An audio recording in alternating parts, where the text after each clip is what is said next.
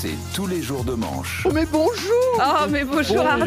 Bonjour à Arnaud, tous, comment tu es avec j'espère nous que vous avez passé un bon week-end les amis. Par 28 degrés un 6 avril, on a même du sable du Sahara, vous avez vu, on a re-eu le sable du Sahara qui est tombé jusque dans nos montagnes. C'est-à-dire ça, mais à l'envers. C'est le Sahara qui est tombé dans la neige cette fois. On va y avoir droit de plus en plus souvent. Certaines régions pourraient devenir un désert. En fait, dans 10 ans, la France, c'est le Qatar, mais sans l'argent. Il n'y a pas le pognon. Alors, pour en savoir plus, j'ai regardé le bulletin météo de Le Média, la chaîne télé des Insoumis. Bonjour, bienvenue sur Le Média des Insoumis. Je suis Manuel Bompard, votre speakerine. Côté météo, ce week-end, un nuage de sable du Sahara trouve refuge en France et c'est normal qu'on laisse ce sable trouver asile dans notre pays, Madame de Malherbe. Le ciel sera voilé parce que c'est son droit le plus strict. Dans un instant, on retrouve votre programme « Marié au premier regard du monsieur », un documentaire très émouvant sur l'amour dans les régions ensoleillées.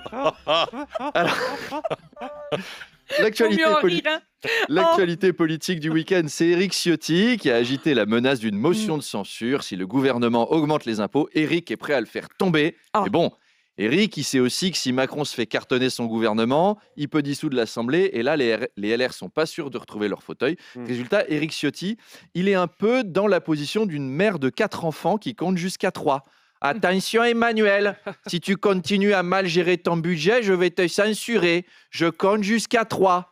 1, 2, 2 et demi, 2, 3 quarts, 2, ah, vous l'avez fait celui-là aussi, le 2,76.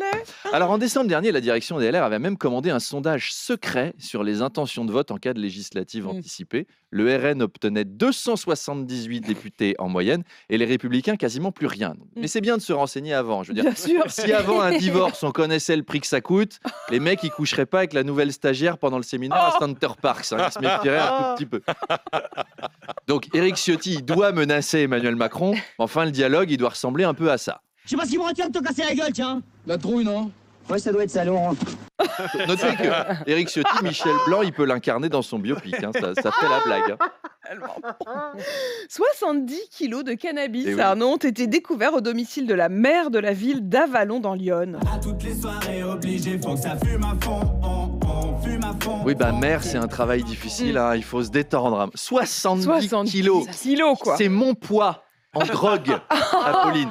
C'est comme si vous me rouliez dans une feuille et que vous me fumiez. Oh non. Jamila Absaoui, Non. c'est la maire d'hiver gauche d'Avallon et son domicile a été perquisitionné lors d'une opération PlaceNet XXL. Alors son frère était déjà connu des services de police pour trafic de stupéfiants, c'est-à-dire socialiste arabe drogué avec un frère dealer. Au RN, ils étaient là. Oh oui, 4 à la suite. Oh, je l'aime ce jeu. Vous vous rendez compte que sur Twitter, même Isabelle Balkany s'est indignée. C'est quel niveau d'audace, Isabelle Balkany, qui te fait des reproches moraux sur ta morale. Ouais. Enfin, bref, la morale, quoi. Donc, elle, la maire d'Avallon avait une propriété avec une dépendance, en fait, où elle hébergeait son frère et on a retrouvé la cam là-bas. Ça sent un peu le frangin relou qui ruine ta carrière alors que toi, tu rends service. Quoi. Oui. D'ailleurs, ça m'a toujours surpris chez les rappeurs le côté je pleure pour mes frères en prison. Vous savez, ce genre de truc. Mal au cœur quand je pense à mes frères qui sont en prison.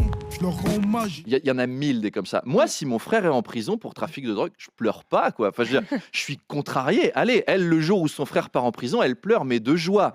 Alors, on a aussi retrouvé 1 kilo de cocaïne, parce qu'il paraît que c'est elle qui fournissait les sénateurs pour les soirées sextape, et 20 lingots d'or. À mon avis, Bruno Le Maire, il doit quand même se demander si ça vaudrait pas le coup de dealer dans une cage d'escalier. Il doit pas être très très loin.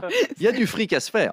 Arnaud, François Hollande a annoncé qu'il serait présent après les européennes. Il souhaite apporter son aide à la recomposition de la gauche. Oui, et alors la gauche a répondu « ça va aller, monsieur ».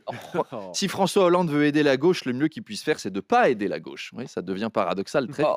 Là, Raphaël Glucksmann est en train de faire des bons scores dans les sondages. Le dernier truc dont il avait besoin, c'était un soutien de Hollande. Alors Hollande, dont le scooter est mis aux enchères. Oui. Vous savez, le fameux, celui avec lequel il avait été photographié en 2014 en allant chez Julie Gaillet pour apporter des croissants au lieu d'apporter la croissance. Bref, le cheval d'acier de Zizi Rider est à vendre. 10 000 €. Alors attention, ça n'a marché qu'une fois ce coup-là. Si vous avez le physique de François Hollande, c'est pas parce que vous montrez là-dessus que vous arriverez à pécho Zendaya. C'est pas un scooter magique. Il y a d'autres véhicules ayant appartenu à d'autres personnalités politiques qui sont à vendre. Vous pouvez trouver par exemple un tractopelle d'Anne Hidalgo. Le char à voile de François Bayrou, entièrement propulsé avec le vent qui souffle dans ses grandes oreilles. Le déambulateur de Joe Biden, les rames de Manuel Valls, et même une exclusivité, un vieux char de la technoparade de Jack Lang, entièrement équipé, un véhicule de prestige. Équipé d'un moteur 4 chevaux pour faire avancer votre parade à 12 km/h, ce bijou de technologie peut accueillir 35 danseurs et danseuses. Parc de pole dance, autoradio relié à 12 baffles 2x4000 watts, canon à mousse, catapulte à fleurs, bombe à confetti, siège en cuir, pantalon en cuir, je veux ce véhicule. Et chemisette en cuir, jupe en cuir, comme vous en avez une aujourd'hui, Madame de Malherbe, sont quelques-uns des 1001 équipements de ce poids lourd du style et du bonheur. Un vieux chat intéressera certainement l'Ukraine. Et à demain. Arnaud, 7h26, ce matin, une invitée assez exceptionnelle dans le face-à-face parce qu'elle sort de son silence. C'est la jeune Mila, c'est cette adolescente qui avait été harcelée puis menacée de mort pour avoir insulté le prophète. Et donc, ça fait 3 ans qu'elle n'a pas accordé d'interview en direct. Elle a cette légitimité pour parler des enfants harcelés, de ces jeunes dont on a vu cette semaine que ça virait au drame.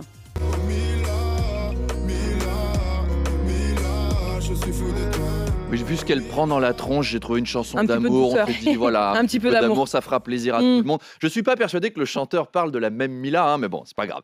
Alors, depuis qu'elle a posté sa vidéo sur les réseaux sociaux, la vie de Mila, vous le disiez, est devenue un enfer. Alors, on a tous fait des vidéos embarrassantes qui nous collent au basque comme ça, mais pas au point d'être menacés de mort pendant des années. Tenez, par exemple, on l'a tous vu tous les ans dans les bêtisiers de Noël, il y a cette vidéo d'un homme tout nu qui court sur un terrain de foot. Bon, et ben aujourd'hui, ça l'a pas empêché d'avoir un métier respectable à la radio et de présenter la pré-matinale des RMC et de réussir dans l'existence. Je vais dire, vous parlez d'un jeune homme peut-être chevelu. Ma plus belle prestation au Parc des Princes.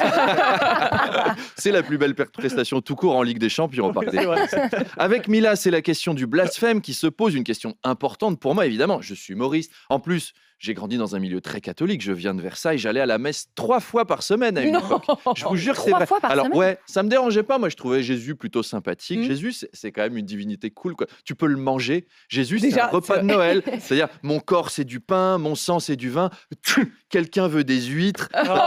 Mais en tout cas, il y a d'autres divinités avec qui c'est plus compliqué. Peut-on faire des vannes sur le Tout-Puissant ? Par exemple, moi, puis-je faire des vannes sur Rodolphe Sadé, notre nouvel actionnaire, ou sur Mahomet ? Eh bien, la réponse est oui. Bien sûr qu'on peut. Alors tenez, c'est Mahomet qui fait un foot avec Messi et il rentre sur le Ah pardon, c'est un SMS, c'est ma femme.